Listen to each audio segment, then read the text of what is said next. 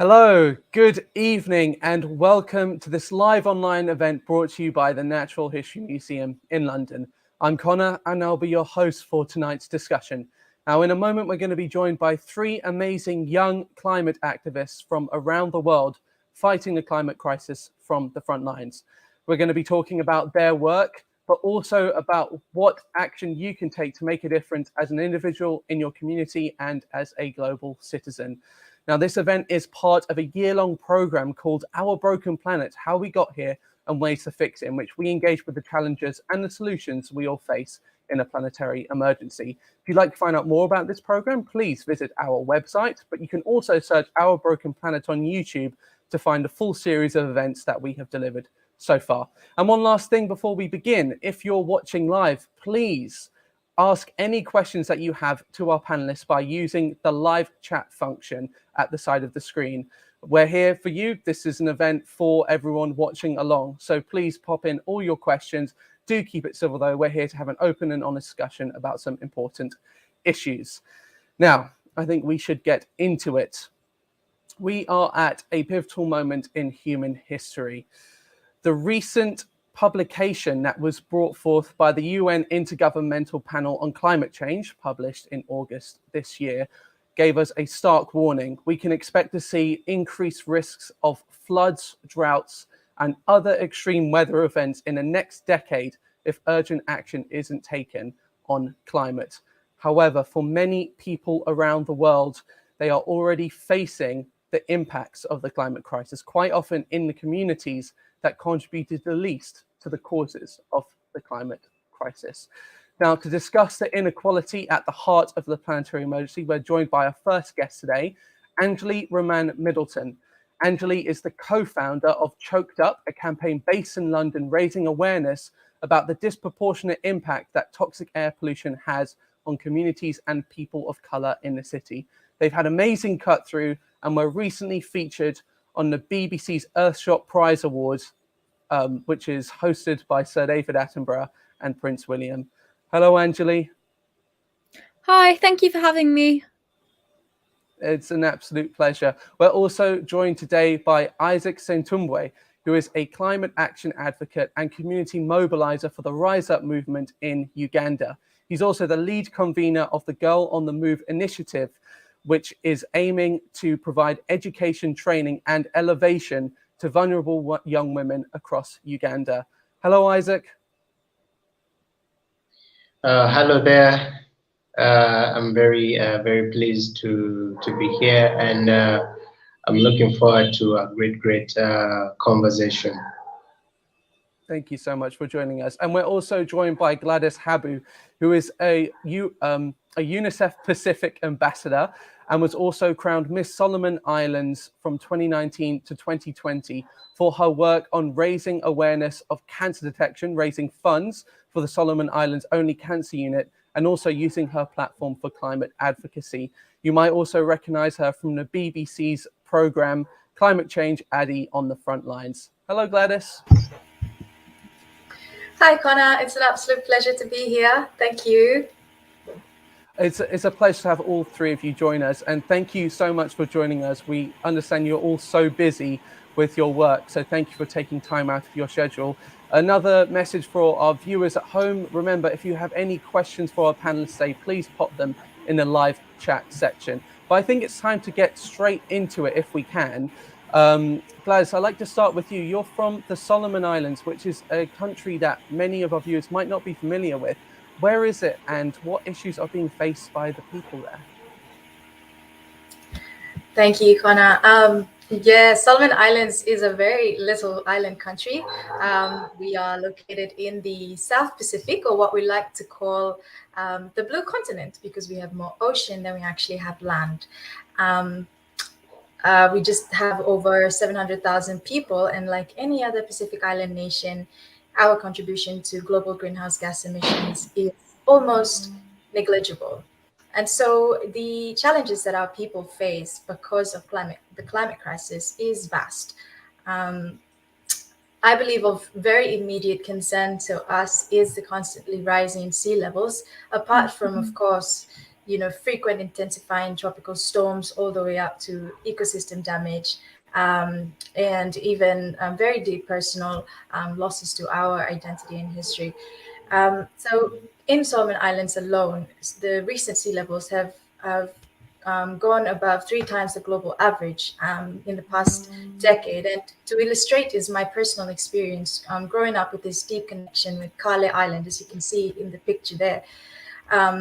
This island was once home to my grandparents, and I remember I was 14 years old when I took this picture, because at that time it felt strikingly smaller than what I imagined as a child growing up.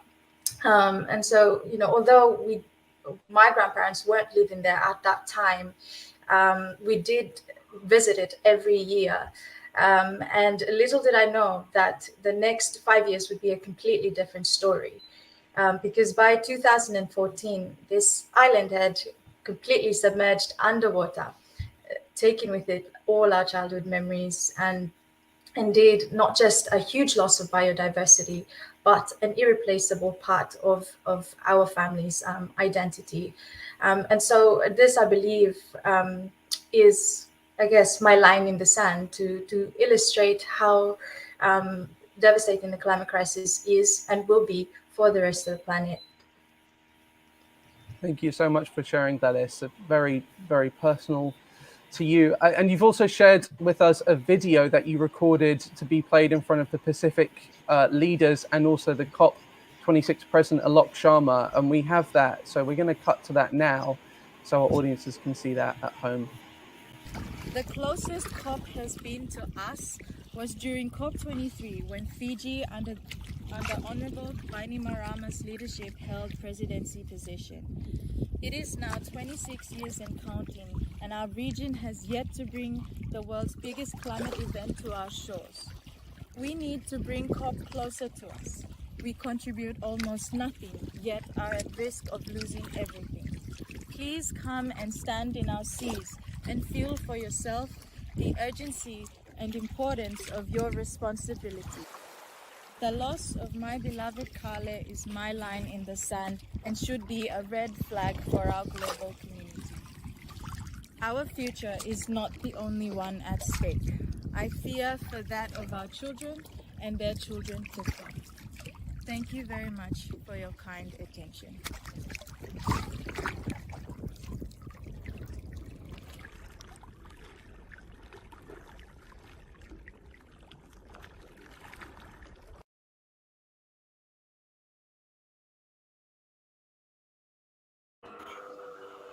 So thank you again, Gladys, for sharing that video with us. And we're going to talk a bit more about international decisions and COP26 later on. Obviously, a reality that you and many people in the Pacific community are facing at the moment, but is also indicative of what can happen to coastal communities around the world. If it's okay, I'd like to move on to Isaac. Isaac, so you're located in Uganda. Thank you so much for joining us all the way from Uganda today. Can you give us a brief overview of the problems faced by the communities that you work with? Okay, thank you so much. I'm from Uganda, a country in the African continent and parts of the global south.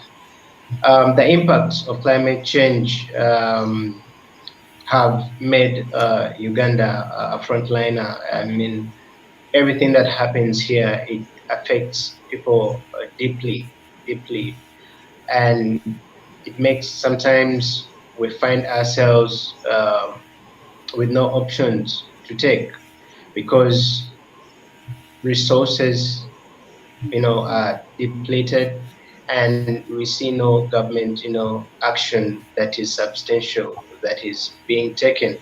For example, we have had floods in Kasese, we have had floods in Kayunga, we have had floods here in Kampala, and they have claimed, people's lives. It has caused death. So it's really devastating, and we are seeing the crisis having a growing impact, on us. Yeah, because when people die, we lose lives. people lose homes. And it must be noted that the vulnerable communities are the ones that are most hit. And to be particular, I'll talk about women and girls, because we believe that their life, tends to be at a risk when such catastrophes, fall, because we end up seeing, early child marriages because, maybe their parents no longer have food to feed them, so they decide to sell them off. Uh, National security, because of, poverty, people start, raiding, fellow tribes in search for food. I mean, a lot of things that happen here. Gender-based violence, I mean, it's on a rampant increase here in our country because of the effects or the pressures of the climate crisis. So these are things that are happening, and it's really, really so sad because the government has no clear plan of how to handle such matters, or when circumstances, before communities. Because recently I just had the Prime Minister was talking about giving people blankets to cover themselves because she felt maybe they'll be feeling cold. Then in my head I was like, what about food? What about their shelter? What about the children? I mean, the girls and boys going to school. So Africa, it's really sad. It's really sad, and we keep on seeing forests, being sold off, to people because they want to, have their individual gains. And I mean, it's really sad. It's really sad here in my country. And when you come up to talk about it and strike, the government feels like you're going against them. So it's really, really, really tough here in Uganda. Such things happen, and there's a lot of inaction. Yes.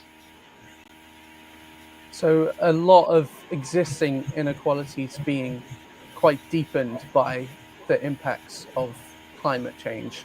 Thank you so much, Isaac. We're going to come back around to you in a bit. Anjali, so Choked Up is a campaign based in London. And that's a place that many people wouldn't really consider as a frontline of the climate crisis. What made you decide to co-found Choked Up?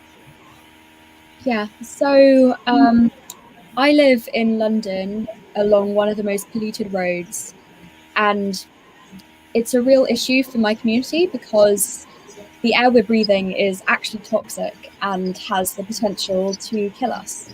So whilst we aren't experiencing climate change in the same way as Isaac and Gladys's communities are, and whilst we have the privilege of being in the global north and being involved in many of the conferences held around climate change, that doesn't mean that we are immune to the effects. And whilst the effects are only going to get worse, we're still suffering from air pollution right now, and it's not being taken seriously enough.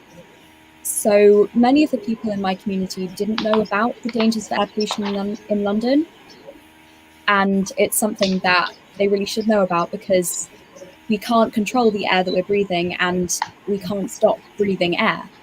And so learning more about air pollution in London and the effects that it can have on my lungs and my lung development, especially as I'm still a teenager, I met some other young teenagers who were equally passionate about clean air, and we decided to set up a campaign that would tackle clean air in our communities and try to help hold the government to account by forcing them to adopt new legislation that would really tackle this issue and actually force the government to commit to World Health Organization targets. So we've got an image there of yourself and the other co-founders with this sign here. So what's the sign that you're there with, and who are your co-founders? Yeah, so on the left is Destiny, and then in the middle there's me, and then next to me on the right is Inequality. So we're the 3 co-founders of Choked Up. And so our sign is basically saying that is warning people of the dangers of air pollution by saying that they are in a pollution zone and that breathing the air in this area could potentially kill them and could have a negative impact on their lungs and their lung development. So a really important aspect of our campaign is that people of colour are disproportionately exposed to air pollution. So the 3 of us are all young people of colour living in areas that are disproportionately exposed to toxic air.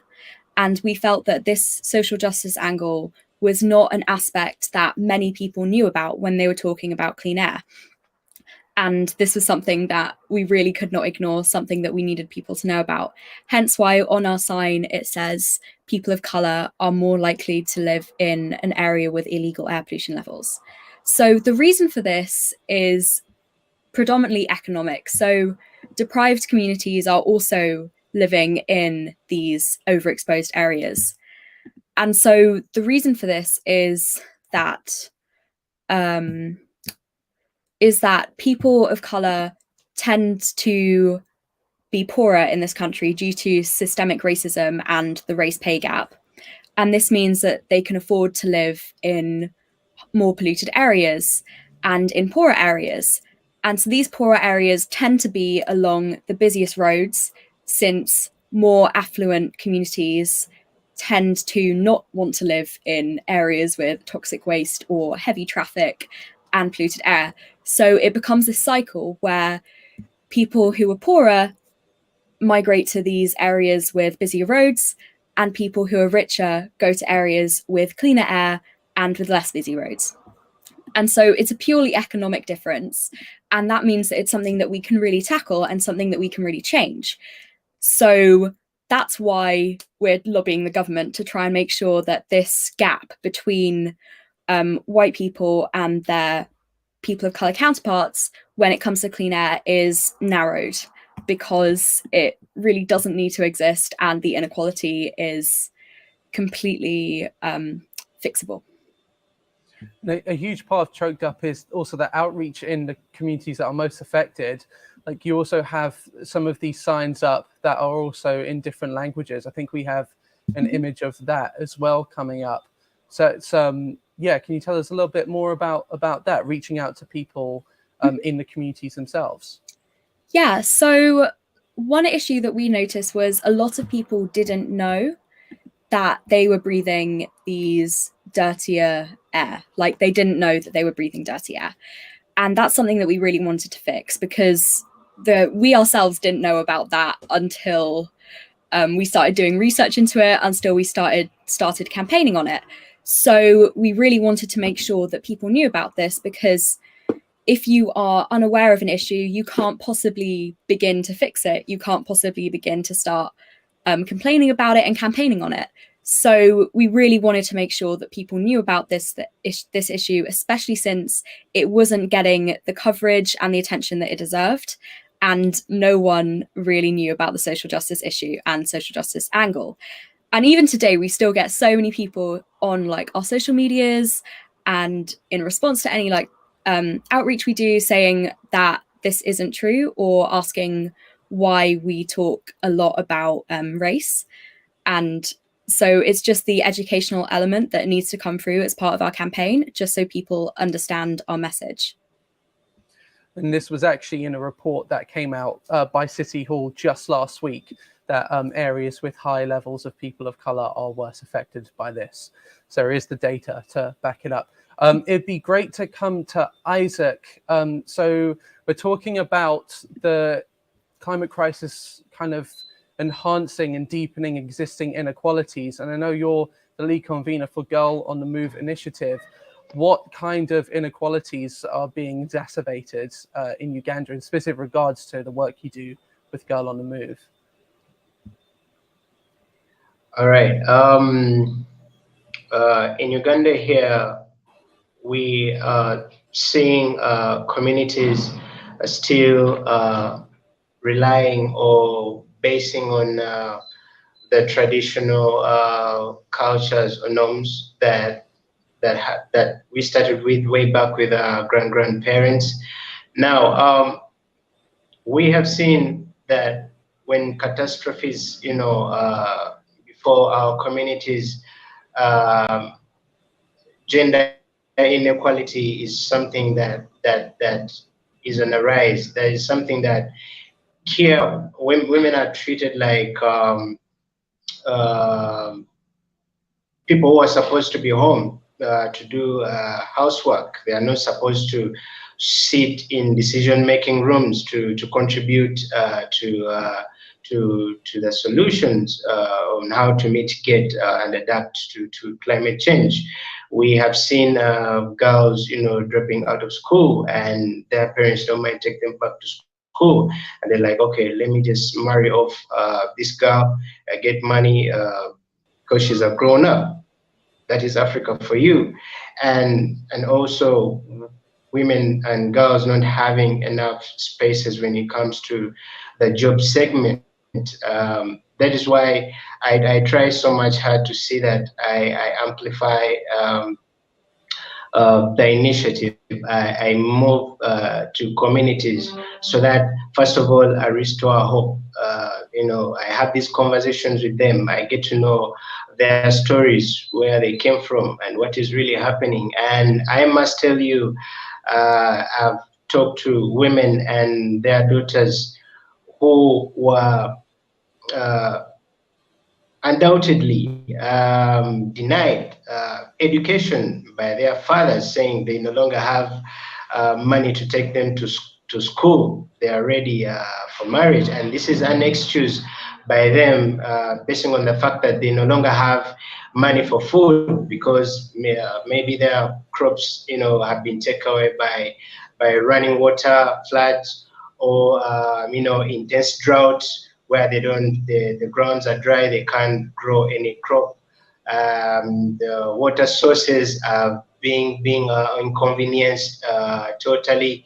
So gender inequality is something that is serious here, and I've seen a lot of campaigns trying to bridge the gap, and see that emphasis is really put on the inclusion of the girl child, in terms of education, the job segment, and also allowing them, to be in decision-making rooms so that they can be supported.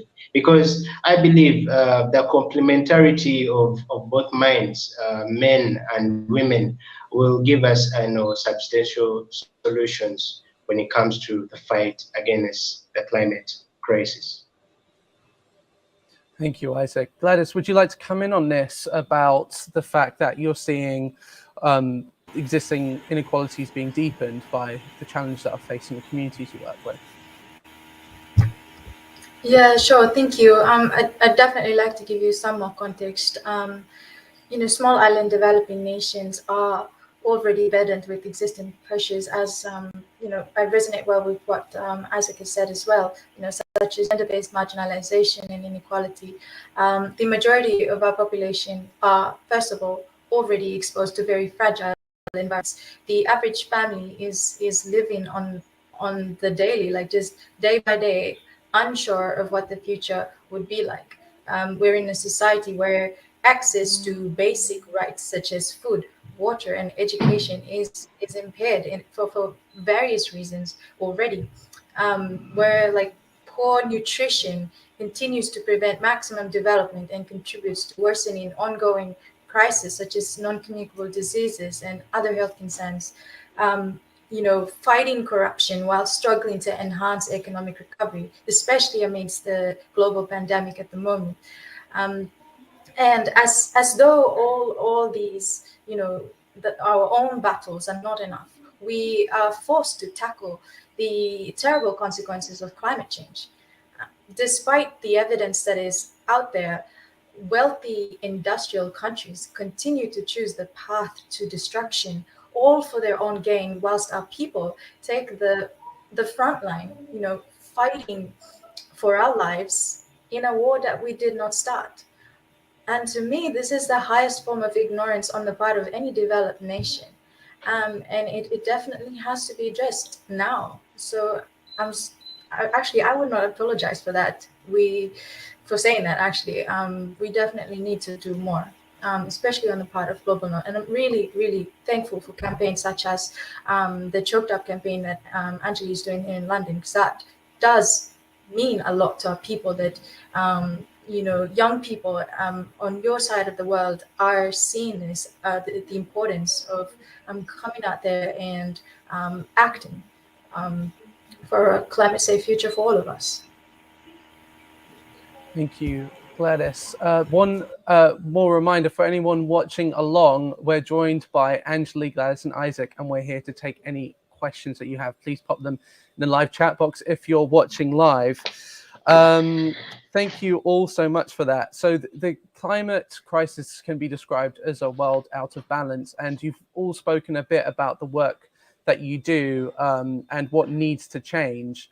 I think it'd be quite nice actually to come here on what you've just said, Gladys, about making a difference. You made reference to Anjali's campaign, Choked Up. What are some things that people can do who are watching along and maybe feel like they want to make a change as well? What would be your top tip to anyone watching along thinking about that? Who would like to go first? I might come to you, Anjali, as you're a great example of someone that has stepped up. Yeah. So I think the big thing that I would say is talk to your politicians and basically lobby anyone that you can, because our politicians work for us, and it's quite easy to forget that, because often they seem unapproachable. We don't feel like we can talk to them, but they're there to serve our interests. And in the UK, you do have a direct link with your MP because they're meant to represent your constituency. And that is quite good. It's one of the only things I like about our voting system. But anyway, so you can definitely lobby your MPs, and I would totally recommend that, because what we really need is system change, and to get our politicians to commit to ambitious targets and change the law and change government policy, because there's only so much that we can achieve as individuals. We really need to work together to make sure that the government changes and make sure that they're reducing their carbon footprint and we don't have to only reduce our own. Idea of systems change is something that we'll definitely get into when we talk about global agreements. Thank you, Anjali. It would be nice to talk a bit more about all of your, each of your campaigns and work. It'd be nice, Isaac, if we could hear a bit more about the outreach that you do in communities for Rise Up and Girl on the Move. And I think we might have some images as well of you doing the outreach. Thank you so much. Girl on the Move, of course, it originated from the Rise Up movement that is head by Vanessa Nakate, a fellow climate justice activist. So basically my activities in Uganda, the best way you can spread the word, the best way you can get into people's skin so that they understand what you're trying to preach is getting deeper into the communities.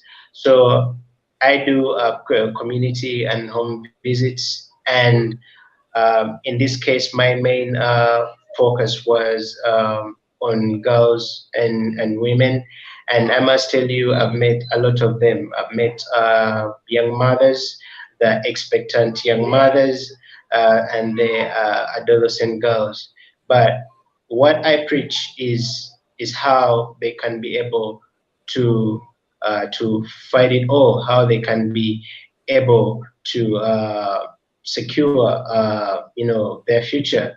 So Girl on the Move initiative basically looks at elevating and restoring hope to these girls, because many of them dropped out of school, they were made pregnant, and I must say there is always an intersection of this when it comes to the climate crisis, because most of them that I've met, some of them migrated from their villages because of basically intense droughts or floods. They came to the city to live with maybe their relatives or to labor, and in the process they fell victims of the pressures of men here in the city. Remember, they're not in school, and men in Africa always look at these young girls as objects, that I must say.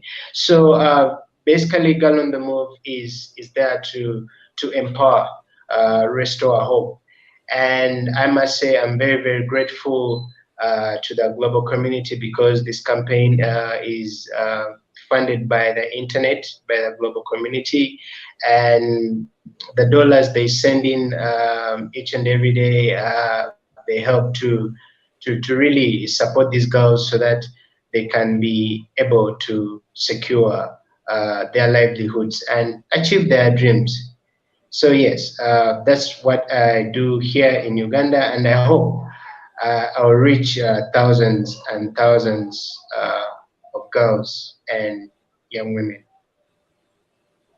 Thank you, Isaac. Anjali, it'd be good to hear a bit more about the campaigns that you do, but also you mentioned about talking to politicians, any successes you've had with that and any changes you might have seen as well.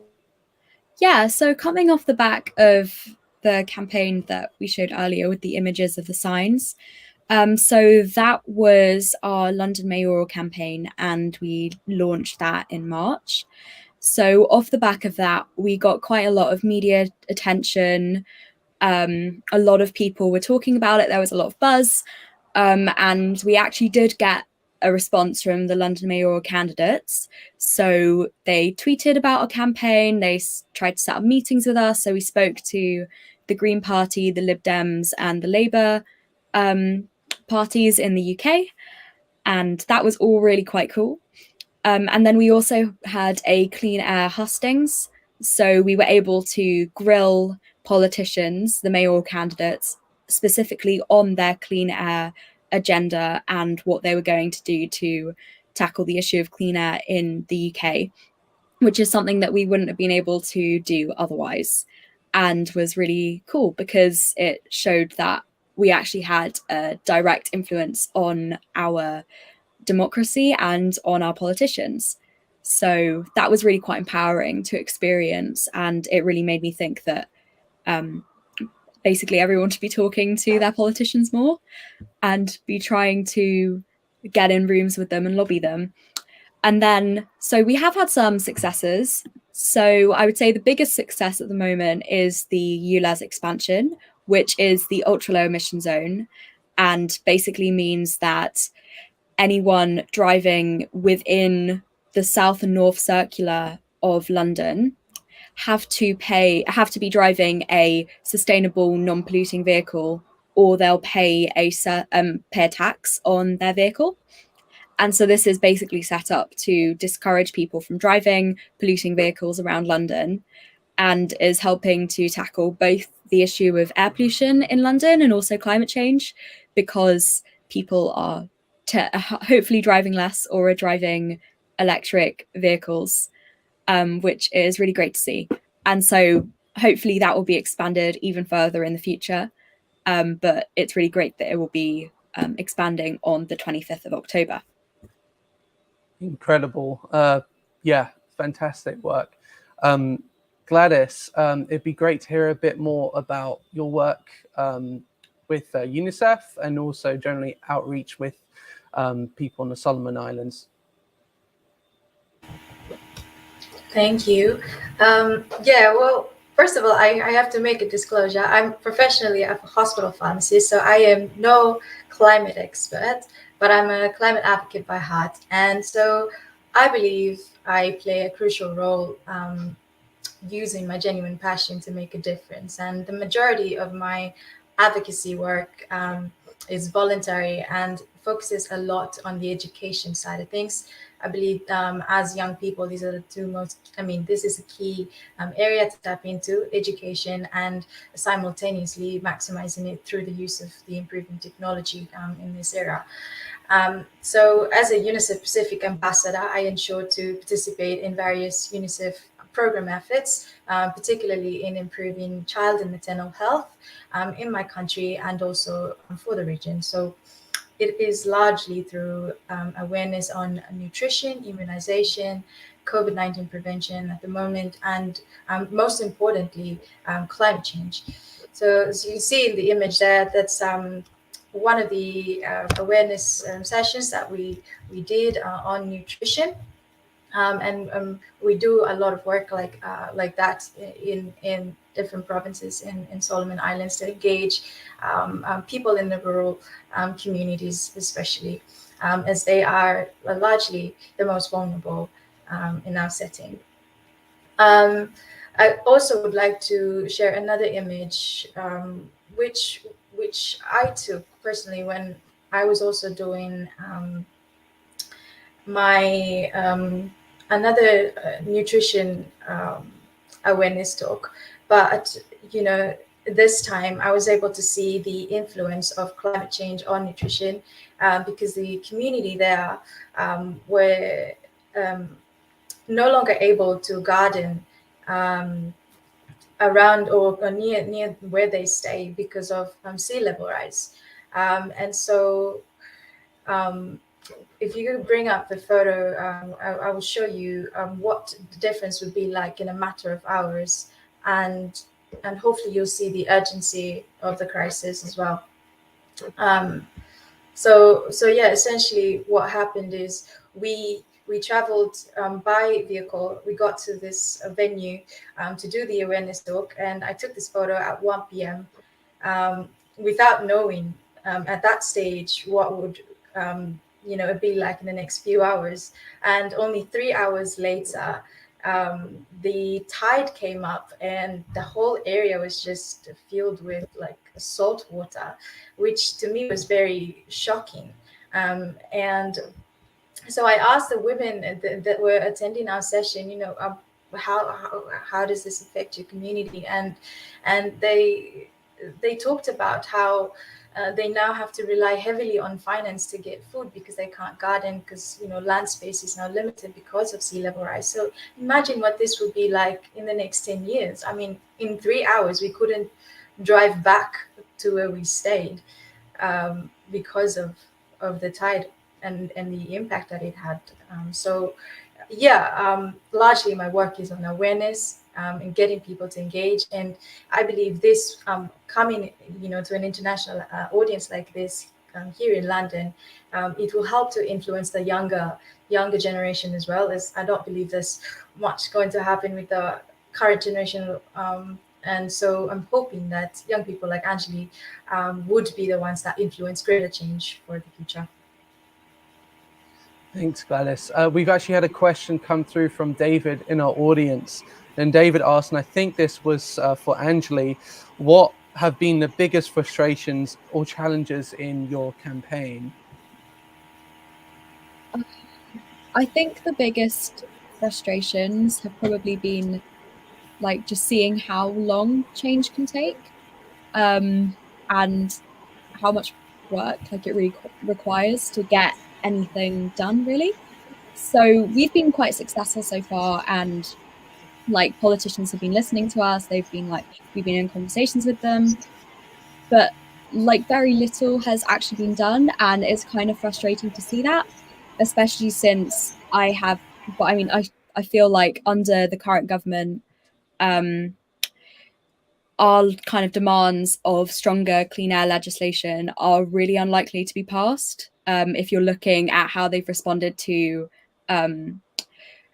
World Health Organization targets for clean air and how they've been responding to the current environment bill, it seems unlikely that anything big is going to be achieved in the next few years. So that can be quite frustrating and challenging at times, just knowing what we're up against. But I genuinely think that it's all worth it. And I think the more people that start campaigning on these issues and the more people who start talking about it, the more likely it is to actually achieve something and get something done. So even if you feel disheartened, and I feel disheartened quite a lot, it doesn't mean that it's pointless. And I think that's what you have to keep telling yourself when it gets frustrating or challenging, that the work you're doing is actually having a difference and it's creating an impact. Thank you so much for that, Anjali. Hope that answers your question, David. We've only got a few minutes left, but I just wanted to stay on that topic about governmental action. So coming up, actually in just over a week, is the UN Conference of the Parties on Climate Change, COP26, that's happening here in the UK in Glasgow. Now, there's going to be a lot of world's leaders and delegates coming from around the world, but there's also going to be a lot of people left outside of those talks and that won't be heard. So I wanted to pitch this question to you all. If you could be in a room with the world leaders, what would be the one burning issue that you'd want to bring to their attention? Isaac, I'd love to come to you first on this question. Thank you so much. We are very, very lucky that we still have such events that are there to really talk about and table an urgent issue of climate change. But if my message to the global leaders would be, we need to see that the communities, the people and their communities are put before the fossil fuels, because I believe a lot of loss and damage has been caused. Because as my fellow activists said at pre-COP, Vanessa Nakate, we cannot adapt to starvation. We cannot adapt to lost cultures, traditions, and history. We have to put right what went wrong. We have to see that the loss and damage conversation is put at the center of the climate negotiations. So my message will be clear. The people and the communities have to be put before fossil fuels, because right now what we are seeing, we are the impact is growing. So if we give more allowance to digging of these fossil fuels, I mean we are heading into total catastrophe. So loss and damage should be put at the center of the climate negotiations. Thank you so much. Thank you, Isaac. Thank you. Really powerful words. Gladys, we've got about a minute left. If you've got a message as well that you could pass on to the world leaders, what would it be? Personally, it'll be that the measure with which heavy emitting countries contribute to escalating the damage should be the measure with which they put to repairing our planet and to making sure that they provide the appropriate support for livelihood adaptations for people that are most vulnerable. Thank you so much. And real quick, Anjali, at the very end, what's your last word? So I would just like to build on everything that Gladys and Isaac have said. I think it's really important that we make sure we have a green and just transition, and that would be something that I'd really want people to speak about at COP, and make sure that they're involving the communities that are at the forefront of this crisis in those talks, just so we can make sure we're hearing directly from those communities and hearing about their issues and their problems. Thank you so much, all three of you. I'm afraid that's about all we have time for tonight. Thank you so much for taking time out of your busy schedule and joining us, and also taking the questions from our viewers. It's been great to hear about all of your work, and yeah, hopefully we'll be in touch soon. And thank you to everyone else at home for watching along. I hope you enjoyed the show, and please do tune in for the next Our Broken Planet show, which is happening on November 24th. This event has been part of the Our Broken Planet program. And if you get the chance to visit the museum, if you're based in the UK or London, you can actually visit the Our Broken Planet display. And if you want to know more about the program, please check out our website and keep an eye out for future events and engagement on our social media channels. But until then, we'll see you next time. Thank you very much. Goodbye.